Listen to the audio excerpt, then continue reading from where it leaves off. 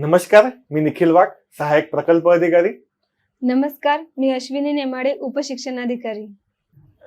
आम्ही जे काही बुक लिहिलेलं आहे त्याची जी काही सॅम्पल पीडीएफ आहे ती स्टेपअप एमपीएससीच्या टेलिग्राम चॅनलला आम्ही उपलब्ध करून दिलेली आहे. ती एकदा बघा. ती सॅम्पल पीडीएफ आपण थोडक्यात बघूयात. बघा, पुस्तकाविषयी अनेकांनी अभिप्राय दिलेले छान छान. त्यानंतर बघा, जीवशास्त्र, बायोलॉजी म्हणजे आरोग्यशास्त्र, हायजीन, रसायनशास्त्र, केमिस्ट्री, भौतिकशास्त्र, फिजिक्स या विषयांसोबतच टेक्नॉलॉजीचे आपण remote sensing, aerial photography, GIS आणि ICT कम्प्युटर हे सुद्धा आपण त्यात विषय टाकलेले आहे. त्यामुळे एकाच ठिकाणी सर्व काही तुम्हाला उपलब्ध आहे. बायोलॉजी, जीवशास्त्र याची 16 चॅप्टर, त्यानंतर आरोग्यशास्त्र, हायजीनचे 2 चॅप्टर, त्यानंतर केमिस्ट्री, रसायनशास्त्राचे आणि त्यानंतर फिजिक्स आणि त्यानंतर टेक्नॉलॉजीचे 4 चॅप्टर आपण टाकलेले आहेत. बघा, बायोलॉजीमध्ये आपण पुस्तकाची रचना कशी केली आहे तर इथे सजीवांचं वर्गीकरण आहे पहिलं चॅप्टर. लगेच कंसात English, classification of living world, म्हणजेच काय, मराठी आणि इंग्लिश अशी दोन्ही रचना आहे. जसं पहिला की थिओफ्रेटस यांना वनस्पती शास्त्राचा जनक म्हणतात. कंसात इंग्लिश दिला आपण फादर ऑफ बॉटनी, म्हणजेच काय तर फादर ऑफ बॉटनी किंवा वनस्पतीशास्त्राचा जनक कोणतर थिओफ्रेटस. म्हणजेच काय, जो विद्यार्थी मराठीत अभ्यास करतो तो मराठीत वाचेल, जो विद्यार्थी इंग्लिशमध्ये अभ्यास करतो तो इंग्लिशमध्ये वाचेल. अशा प्रकारे तो कोणत्याही माध्यमातून आपला अभ्यास व्यवस्थितरित्या कंप्लीट करू शकतो. बघा, अरिस्टॉटल यांना जीवशास्त्राचा तसेच प्राणीशास्त्राचा जनक म्हणतात, म्हणजेच काय, फादर ऑफ बायोलॉजी आणि झुलॉजी. अशा प्रकारे मराठी लगेच कंसात इंग्लिश अशा प्रकारे संपूर्ण पुस्तकात आपण रचना केलेली आहे. त्यानंतर महत्वाचे जे काही टी डायग्राम ठेवून आपण जे काही व्हिज्युअली तुमच्या जेवढं जास्त लक्षात राहते तेवढं तुमच्या लक्षात आणण्याचा प्रयत्न केला आहे. बघा, आता सजीवांचं वर्गीकरण केलं तर आधी केंद्रकी आणि दृश्य केंद्रकी, म्हणजेच काय, प्रोकार्योटिक आणि युकार्योटिक. लगेच मराठी शब्द, ज्याखाली इंग्लिश शब्द. अशा प्रकारे पंचसृष्टी वर्गीकरण पद्धत जी RH विटाकर यांनी मांडलेली आहे ती आपण एक्सप्लेन केलेली आहे. सृष्टी मोनेरा, दुसरी सृष्टी प्रोटिस्टा, त्यानंतर सृष्टी कवक म्हणजे फंगी, सृष्टी वनस्पती आणि सृष्टी प्राणी. अशा प्रकारे छान प्रकारे आम्ही सगळी मांडणी केलेली आहे, तुम्ही बघतच आहात. त्यानंतर हव्या तिथे मॅक्झिमम डायग्राम टाकण्याचा प्रयत्न केलेला आहे आणि डायग्राम थ्रू त्याचे एक्झाम्पल्स तुमच्या लक्षात राहील अशी आम्ही त्याची रचना केलेली आहे. बघा, सृष्टी मोनेरा एक्सप्लेन केलं, त्यानंतर जीवाणू एक्सप्लेन केले. आता जर का जीवाणूच्या आकारानुसार जर का क्रम विचारला तर हे काही डीप मधले आहे, काय हे 11-12 NCERT किंवा स्टेट बोर्डचा हा कंटेंट आहे की डीप मध्ये जर आलं तर तिथपर्यंत सुद्धा आपण पुस्तकाची रचना केलेली आहे आणि डायग्राम होईल तिथे टाकलाय. म्हणजेच काय, आकारानुसार जर का जीवाणूचा, बॅक्टेरियाचा क्रम लावायला लावला तर काय होईल तर तिथे कोकस, त्यानंतर बॅसिलस, त्यानंतर व्हिब्रिओ, त्यानंतर स्पिरिलम. अशा प्रकारे आपण व्हिज्युअली तो जेवढा जास्त कंटेंट होईल तेवढा देण्याचा आम्ही प्रयत्न केलेला आहे. त्यानंतर सृष्टी प्रोटिस्टा, त्यानंतर प्रोटिस्टाबद्दल एक बेसिक माहिती जी असते ती आपण दिली. त्यानंतर आपण major 3 groups of protista are, म्हणजेच काय, डीपनेस आणखी वाढवली की फोटोसिंथेटिक प्रोटिस्टा, प्रोटोझोन प्रोटिस्टा आणि कंझ्युमर डिकम्पोजर प्रोटिस्टा. म्हणजेच काय, एक बेसिक माहिती आणि त्यानंतर त्याचे जे काही वर्ग असतात, त्याचे उपवर्ग असतात ते सुद्धा आपण सगळे समाविष्ट केलेले आहे आणि सिलेक्टिव्ह जे काही कंटेंट आहे तो आपण व्यवस्थित यात टाकलेला आहे. त्यामुळे डीपनेस सुद्धा आहेच. बघा, सृष्टी कवक म्हणजे किंगडम फंगी, त्याची बेसिक माहिती आणि त्याचे मेजर ग्रुप्स. म्हणजेच काय तर आपण बेसिक माहिती घेतली आणि त्यात डीप सुद्धा गेलेलो आहेत. म्हणजे असं नाही की पुस्तक आपण 250 पानात आपण बायोलॉजी किंवा फिजिक्स, केमिस्ट्री आपण बसवलं म्हणजे त्यातला आपण कंटेंट गायब केला असा त्याचा अर्थ नाही आहे. कारण आम्ही काय केलं आहे तर फक्त सायन्स या विषयातला कस काढलेला आहे आणि तो एका ठिकाणी उपलब्ध करून दिलेला आहे. तुम्हाला कंटेंट सर्वच भेटन, पण परीक्षेच्या दृष्टिकोनातून जो कामाचा आहे तो सर्व कंटेंट तुम्हाला एकाच बुकमध्ये भेटणार. बघा, तुम्ही बघू शकता. त्यानंतर जे काही पॅच दिलेले आहे, जे काही महत्वाचे इम्पॉर्टंट पॉइंट्स असतात ते आम्ही एका पॅच, सर्व पूर्ण पुस्तकात पॅच टाकले आहे आणि त्यात आम्ही हे पॉइंट्स टाकले आहे. जशी व्हायरस नंतर व्हायरॉइड सुद्धा महत्वाचा पॉइंट आहे, ज्याच्यावर आयोग नेहमी प्रश्न विचारते किंवा विचारलेला आहे. तसे आम्ही पॅच तयार करून तुम्हाला उपलब्ध करून दिलेले आहे. जशी बायनोमियल सिस्टम म्हणजेच काय, द्विनाम पद्धती आहे, याचे मॅक्झिमम जेवढे होईल तेवढे एक्झाम्पल दिलेले आहे, जेणेकरून तुमचा एकाच ठिकाणी जास्तीत जास्त अभ्यास व्हावा. आणि प्रत्येक चॅप्टरच्या शेवटी आपण काय टाकले आहे तर PYQ टाकलेले आहे, जेणेकरून चॅप्टर वाचल्यानंतर लगेचच त्यावरचे PYQ नंतर आपलं अनालिसिस होईल आणि हवं तिथं आपण स्पष्टीकरण सुद्धा PYQ चे दिलेले आहे. जे कठीण PYQ आहे त्याचे स्पष्टीकरण सुद्धा आपण तिथच्या तिथेच दिलेले आहे. त्यानंतर प्राण्यांचं वर्गीकरण बघा, आपण कुठपर्यंत गेलो तर आता हा वर्ग मॅमल्स आहे, ठीक आहे, क्लास मॅमल्स.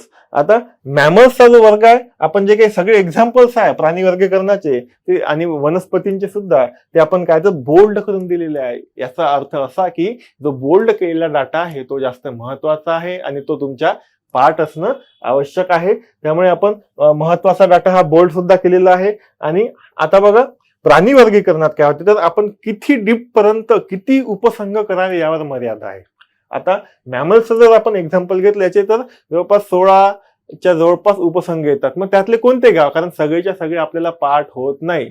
त्यामुळे आपल्या डोक्याला जेवढं पेलते तेवढाच कंटेंट आम्ही पुस्तकात दिलेला आहे. जिथे गरज तिथेच उपसंघ दिलेले आहे, बाकीचे दिलेले नाहीत. त्यामुळे आपण बघा आता मॅमल्सचे उपसंघ महत्वाचे काय, दोन उपवर्ग आहे, की एक प्रोटोथेरिया आणि दुसरा काय तर थेरिया. मग प्रोटोथेरिया आणि थेरिया जे काय तर अशा प्रकारे, मग थेरियाचे दोन प्रकार, मेटाथेरिया आणि युथेरिया. आता जे काही मागच्या PYQ ला विचारला होता, पिल्लांच्या पोषणासाठी थैली पिशवी कोणासाठी असते तर कोणात असते तर कांगारू मध्ये असते, ते आपल्याला माहित आहे. पण आयोगानं काय केलं तर कांगारू लिहून न देता तिथं मॅक्रोपस लिहून दिला होता. मग मॅक्रोपस दिल्यामुळे काय झालं, आपली गडबड झाली आणि आपल्याला समजलंच नाही की त्याचं उत्तर कांगारू होतं म्हणून. त्याच्यामुळे आपण साधं नाव त्याचं आणि सायंटिफिक नेम असं कंसात दिलेलं आहे, जेणेकरून एक्झाम मध्ये काही जरी आलं तरी तुम्ही प्रश्नापर्यंत पोहोचू शकाल. अशीच आपण रचना, साधं नाव आणि सायंटिफिक नाव अशी दोन्हीची रचना एक्झाम्पल्सची आपण संपूर्ण पुस्तकात केलेली आहे. आणि पॅच मध्ये बघा महत्वाचे पॉइंट दिसतात, जसे देवमासा, डॉल्फिन, वटवाघूळ. आता वटवाघूळला टेरोपस म्हणतात, बॅट म्हणतात. आता मागे टेरोपस लिहून आलं मागच्या एक्झामला, तर आपल्याला समजत नाही की वटवाघूळच आहे म्हणून. मग अशा प्रकारे आम्ही हवे तितके जास्त तिथच्या तिथेच सगळं काही दिलेलं आहे. आणि बघा विशेषतः बघा की आम्ही अनेक ठिकाणी ट्रिक्स दिलेले आहे. ट्रिक्स कशासाठी तर तुमचा कंटेंट लक्षात राहावा यासाठी आपण ट्रिक्स दिलेल्या आहे. कारण प्रत्येक गोष्ट पाठ ठेवणं काही सोपी नसते, त्यामुळे जिथे माहित आहे ते आम्ही ट्रिक्स दिलेले आहे. आता जे हृदय कप्प्यांची संख्या आहे, कोणत्या प्राण्यात किती कप्प्यांचं हृदय असते, आता बघा आपण ट्रिक मध्ये लिहून दिलं आहे की फक्त पाण्यात राहणारे जे प्राणी आहेत त्यांमध्ये 2 कप्प्याचं हृदय असते. म्हणजेच काय, जे फक्त पाण्यात कोण राहते रे, फिश, ठीक आहे. मग मासे, मग काय ते मासाचं हृदय किती कप्प्याचं रे, 2 कप्प्याचं. दुसरं, पाणी आणि जमिनीवर राहणारे प्राणी 3 कप्प्याचं हृदय. आता म्हणजेच पाणी आणि जमिनीवर कोण राहतात, सगळे उभयचर प्राणी. मग उभयचर मधले बेडूक, सिसिलियन, सिलेमांडर, ते काही सरीसृप, रेप्टिलिया, ठीक आहे, साप असू द्या, हे काय राहतात तर जमिनीवर राहतात, पाण्यावरही राहतात, त्यामुळे पाण्यातही राहतात. त्यामुळे काय तर यांचं हृदय किती कप्प्याचं राहील, 3 कप्प्यांचं. आणि फक्त जमिनीवर राहणारे प्राणी हृदय किती कप्प्याचं राहील, 4 कप्प्याचं राहील. म्हणजेच काय तर माणूस झाला, पक्षी झाला, ठीक आहे, मगर हा तर अपवाद आहे, ठीक आहे. त्याच्यामुळे काय तर आपण हव्या तिथे प्रत्येक गोष्ट पाठ राहणं शक्य होत नाही. त्यामुळे आपण ट्रिक सुद्धा दिलेली आहे की पाठ कसं करावं. फक्त पाण्यात राहणारे 2 कप्प्याचं हृदय, पाणी जमिनीवर 3 कप्पे आणि फक्त जमिनीवर 4 कप्पे, अशा प्रकारे ट्रिक सुद्धा आपण दिलेले आहे. डिफरन्शिएट करून अनेक ठिकाणी आपण प्रकार दिले आहेत. त्याचे पेशीचे प्रकार जसे आदिकेंद्रकी आणि दृश्य केंद्रकी पेशी असतात, प्रोकायरोटिक आणि युकायरोटिक सेल्स. त्यामध्ये आपण व्यवस्थितरित्या टेबलमध्ये आपण त्यांची मांडणी करून जास्तीत जास्त कंटेंट तुम्हाला देण्याचा आम्ही प्रयत्न केलेला आहे. आणि डीपनेस सुद्धा तेवढी ठेवलेली आहे. जशी पेशी विभाजन, सेल डिव्हिजन बघायचं असेल तर पेशी विभाजनाचे 2 प्रकार पडतात. एक असते गुणसूत्री विभाजन आणि अर्ध गुणसूत्री विभाजन. म्हणजेच काय, मिटोसिस आणि मायोसिस. म्हणजेच काय तर आता मिटोसिस बघितलं आपण, गुणसूत्री विभाजन, त्यात विभाजन कसं होते तर 4 टप्प्यात. आता प्रखल विभाजन जे असते म्हणजे कॅरिओकायनेसिस असते ते 4 टप्प्यात पूर्ण होते. जसं पूर्णावस्था, मध्यावस्था, पश्चावस्था, अंत्यावस्था. किंवा ज्याला इंग्लिशमध्ये करायचं आहे, इंग्लिश तयार आहे. Prophase, metaphase, anaphase, telophase. म्हणजेच काय, मराठी इंग्लिश वाटते तसा तुम्ही अभ्यास करू शकता. आणि डीपनेस सुद्धा आपण तेवढी ठेवलेली आहे की मॅक्झिमम कंटेंट आपण सगळा छानून आपण यात काढलेला आहे. बघा, अर्धगुणसूत्री विभाजन, मिओसिस, जो आता मिओसिस मध्ये 2 भाग येतात, भाग 1, भाग 2. भाग 1 मध्येचा टप्पे कसे आहेत तर लेप्टोटीन, झायगोटीन, पॅचिटीन, डिप्लोटीन, डायकनेसिस. आता इतक्या डीप पर्यंत आयोग प्रश्न विचारलं आहे. म्हणून काय आपण पुस्तकाची रचना सुद्धा तेवढी डीप मध्ये ठेवलेली आहे की डीप मध्ये जरी प्रश्न आला तरी सुद्धा तुम्ही सोडवू शकले पाहिजे. जसं मिओसिसच्या टप्प्याचा क्रम विचारला मागे कंबाईनला, तर आपण इथे दिलेला अशा प्रकारचा अनेक डाटा आहे जो डीप मध्ये जरी प्रश्न आला तरी तुम्ही सोडवू शकाल. एवढा त्यात सुंदर आम्ही कंटेंट तो फ्रेम केलेला आहे. आणि लगेच त्यानंतर पीवायक्यू सुद्धा आहे. जसे वनस्पती विज्ञान झालं, प्लांट सायन्स झालं, आता ऍग्रीचं जे काही वनस्पती असतात त्याचे रोग असतात, कशाच्या अभावामुळे कोणता रोग होतो, मग नायट्रोजनचा काम काय आहे, वनस्पतीची वाढ करणे, अशा प्रकारचे जे काही ऍग्रीचा जो पार्ट आहे तो सुद्धा सायन्सला येतो कधी कधी. त्यामुळे आम्ही तो चॅप्टर सुद्धा प्लांट सायन्स, ज्यात वनस्पतीचं जे काही पोषक द्रव्ये असतात, त्यांचे रोग कोणते पडतात, कशामुळे होतात, त्याचा जीवाणू कोणता, त्याचा विषाणू कोणता, ठीक आहे, ते सुद्धा आम्ही सगळं इथे अवेलेबल करून दिलेलं आहे. अशा प्रकारे आम्ही बायोलॉजी केलेलं आहे. सोबतच आता केमिस्ट्री चॅप्टर अणूची रचना, ॲटॉमिक स्ट्रक्चर, हे सुद्धा मराठी आणि इंग्लिश अशा दोन्ही भाषेत तुम्हाला उपलब्ध राहील. बघा आता ॲटमची व्याख्या काय केली आहे तर मूलद्रव्यांचा लहानात लहान कणास काय म्हटलं जाते रे, अणू, ॲटम म्हणतात.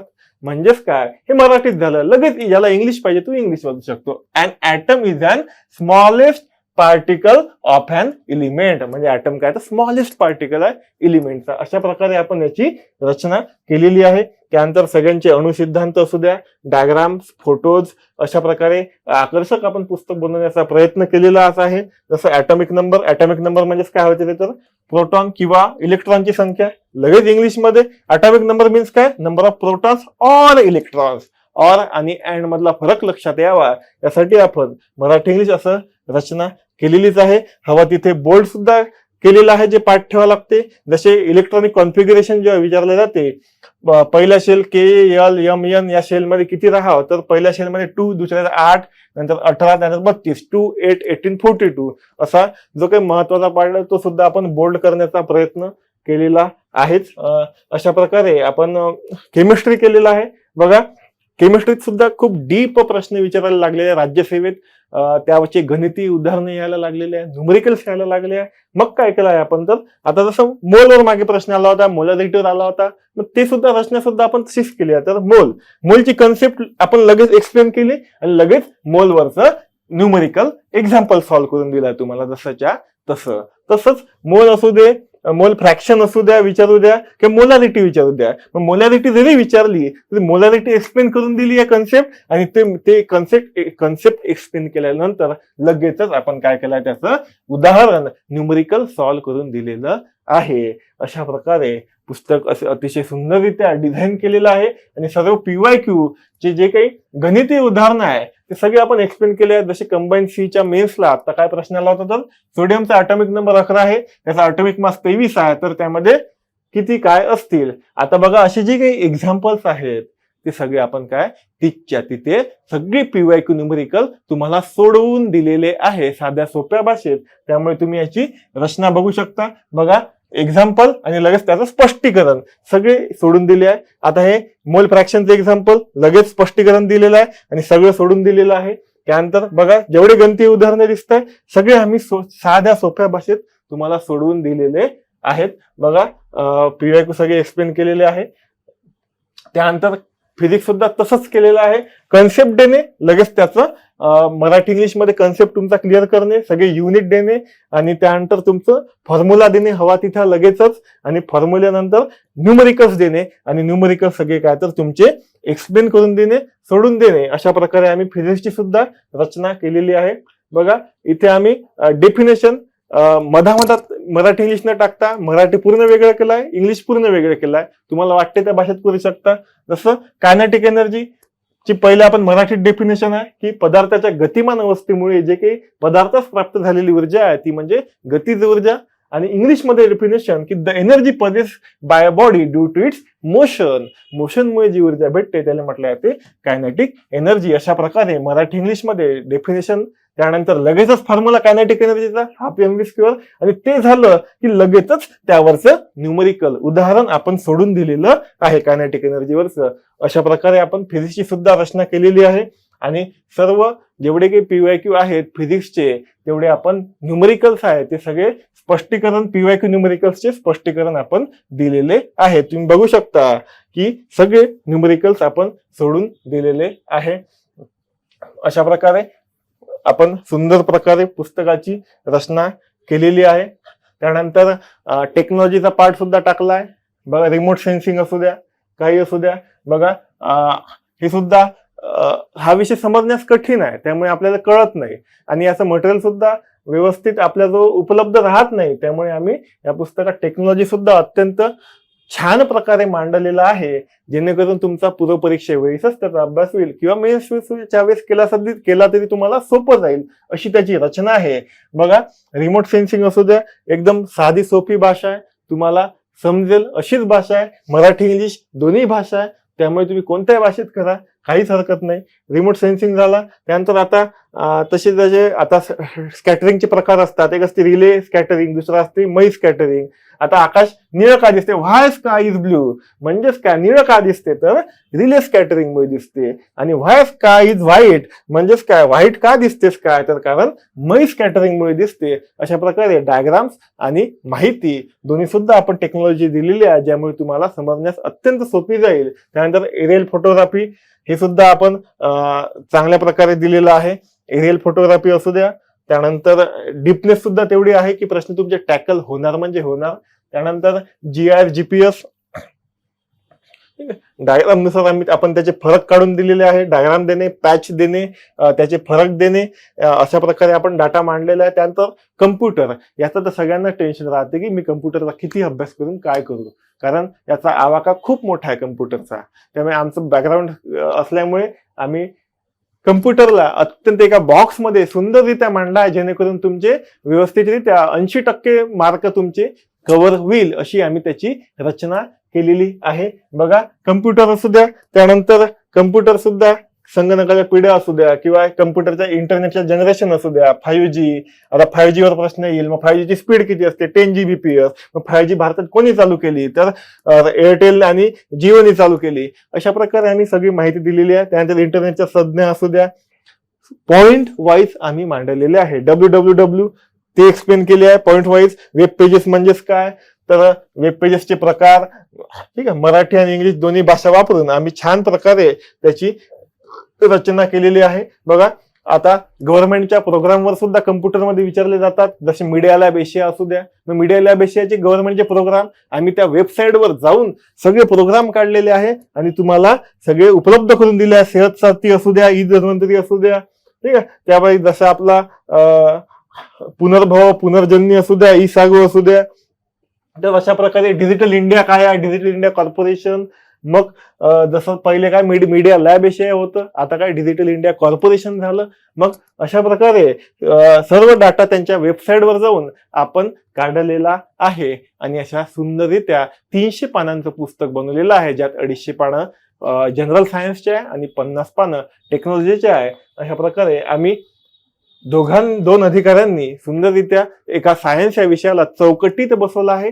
त्यामुळे तुम्हाला यातून जास्तीत जास्त मार्क भेटेल याची आम्हाला नक्कीच खात्री आहे बघा. आपले जे काही संपादक आहे दिलीप खाटेकर सर, हे ज्याने स्टेप अप MPSC कडून आमच्यावर विश्वास ठेवून हे पुस्तक प्रकाशित केलं आणि त्यामुळे काय होणार तर आम्ही त्यांचे सुद्धा आभारी आहेत. सोबतच 2 लेखक तुम्हाला दिसतच आहे, जे की आमची राज्यसेवा 2020 मधून आमच्या दोघांची निवड झालेली आहे. आम्ही अधिकारी असून सुद्धा आम्ही ऑफिसच्या वेळातला वेळ काढून तुमच्यासाठी एक छान पुस्तक बनवलेलं आहे. त्यामुळे त्याचा फायदा घ्या आणि परीक्षेत खूप मार्क मिळवा. तुम्हाला पुढील परीक्षेसाठी खूप खूप शुभेच्छा. धन्यवाद.